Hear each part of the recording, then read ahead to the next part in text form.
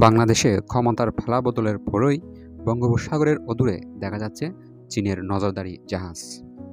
চীনের ৩টি নজরদারি জাহাজ শ্রীলঙ্কার দক্ষিণ-পূর্ব উপকূল থেকে শুরু করে মূল ভারতীয় ভূখণ্ড ও আন্দামান নিকোবর দ্বীপপুঞ্জের মাঝামাঝি আন্তর্জাতিক জলসীমায় অবস্থান করছে বলে জানিয়েছে ভারতীয় গণমাধ্যম আনন্দবাজার।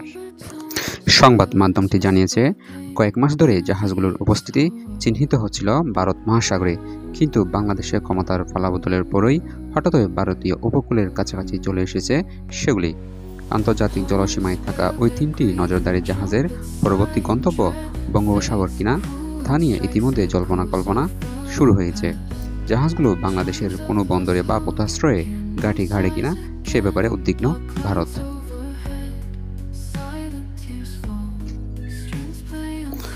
প্রকাশিত একটি প্রতিবেদনে দাবি করা হয়েছে, শ্রীলঙ্কার দক্ষিণ-পূর্ব থেকে শুরু করে মূল ভারতীয় ভূখণ্ড এবং আন্দামান নিকোবর দ্বীপপুঞ্জের মাঝামাঝি আন্তর্জাতিক জলসীমায় অবস্থান করছে শিয়াংয়াং 03, জংশন এবং ইয়ানওয়াং 07 নামে 3টি চীনা জাহাজ।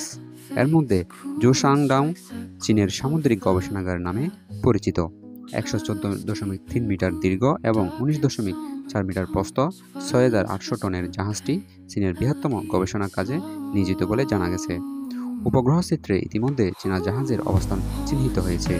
আনন্দবাজার বলছে, ভারতের কাছে যে বিষয়টি বেশি উদ্বেগের তা হলো অদূর ভবিষ্যতে শ্রীলঙ্কা বা মালদ্বীপের মতো বাংলাদেশের কোনো বন্দর বা পোতাশ্রয়ে চীনা নজরদারি জাহাজের ঘাঁটি হয় কিনা, কারণ সে দেশের বর্তমান অন্তর্বর্তী সরকারের একাংশের সঙ্গে চীনের ঘনিষ্ঠতা রয়েছে।